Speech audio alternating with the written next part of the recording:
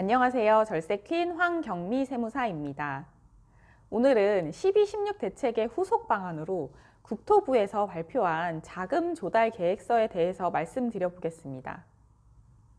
자금 조달 계획서는 종전에도 주택을 취득하시는 분들이 작성하여서 제출하셨던 서류인데요.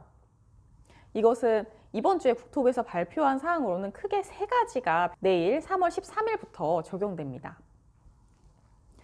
크게 변경된 사항 세 가지는 첫 번째는 그 대상이 확대된 것이고, 두 번째로는 증빙 서류 제출 의무가 발생한 것이고, 세 번째는 신고 항목이 세분화된 것입니다. 첫 번째부터 말씀드리면 그 대상이 확대되었습니다.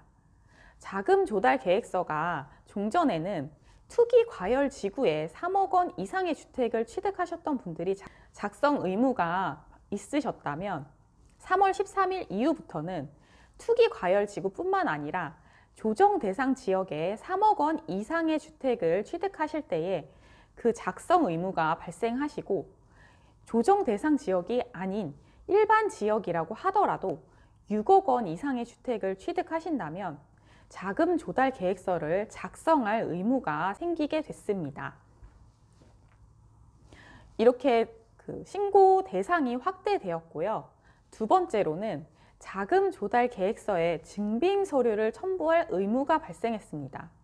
종전에는 증빙 서류를 세무서나 국세청에서 사후 검증 방식으로 요청한 사람만 제출하였다면, 앞으로는 투기 과열 지구에 9억 원 초과 주택을 취득하신다면 증빙 서류까지 무조건 제출하셔야 합니다. 증빙 서류라고 함은 자금 조달 계획서를 작성할 시점에 자금의 원천이 어디에서 발생되었는지 그 증빙을 제출하라는 겁니다. 예를 들어서 정기예금에서 6억 원을 찾았고, 그리고 부채를 2억 원 발생하였고 1억 원은 증여를 받으셨다면 예금 증명원 6억 원 한 장 떼시고 부채 증명원 2억 원 떼셔야 되고요. 그리고 증여를 받으신 것은 증여세 신고서를 제출하셔야 되는 겁니다. 이렇게 증빙서류 제출 의무가 발생됐고요. 세 번째로 추가된 사항은 이렇게 증여나 현금으로 주택을 구입하셨다면 그 자금의 원천에 대해서 상세하게 기록할 의무가 발생한 것입니다. 즉, 증여를 아버지로부터 1억을 받으셨고 어머니로부터 1억, 그리고 형제로부터 1억, 이렇게 3억을 받으셨다면 누구로부터 받았는지 그 관계까지 작성하셔야 되는 겁니다. 그리고 현금으로, 순수한 현금으로 주택을 구입하셨다면 이 현금이 어디서 나왔는지, 즉 근로소득에서 나왔는지 사업소득에서 나왔는지, 근로소득에서 나왔다면 근로소득 원천징수 영수증을 제출하셔야 되고, 사업소득에서 나왔다면 사업소득에 되는 소득증명원을 같이 제출하셔야 되는 겁니다. 이렇게 세분화되어서 자금 조달 계획서가 3월 13일부터 적용되는데요.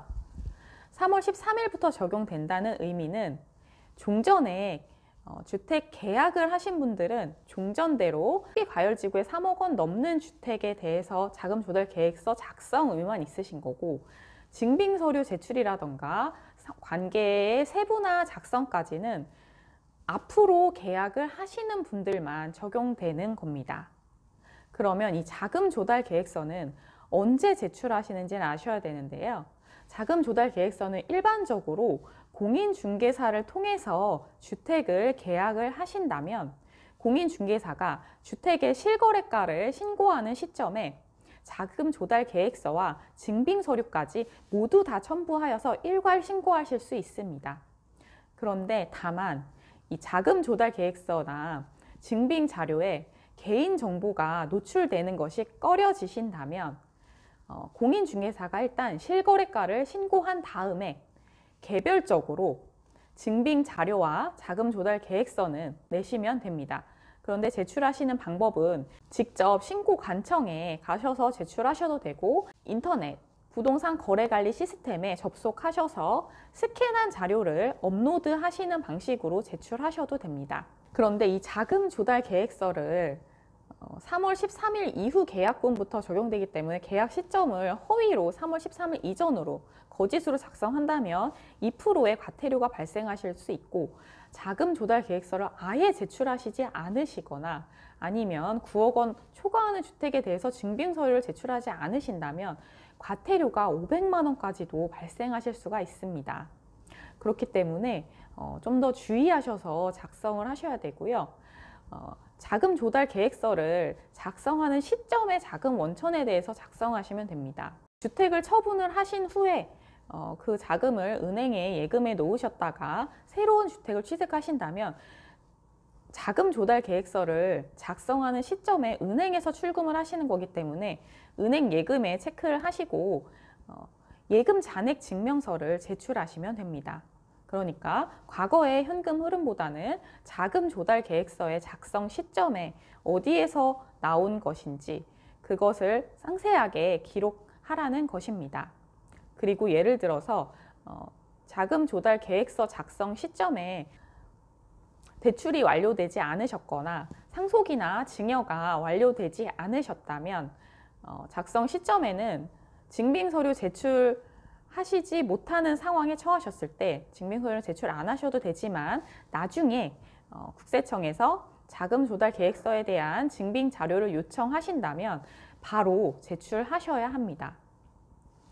이렇게 자금 조달 계획서가 좀 더 세분화되고 촘촘하게 적용되는데요. 좀 더 주의하셔서 주택을 구입하실 예정이시라면 자금 조달 계획서에 대한 내용을 숙지하셔서 정확하게 제출하셨으면 합니다. 유용한 정보가 되셨다면 구독과 좋아요 눌러주시고요. 저는 다음 영상에서 더 유익한 정보로 찾아뵙겠습니다. 감사합니다.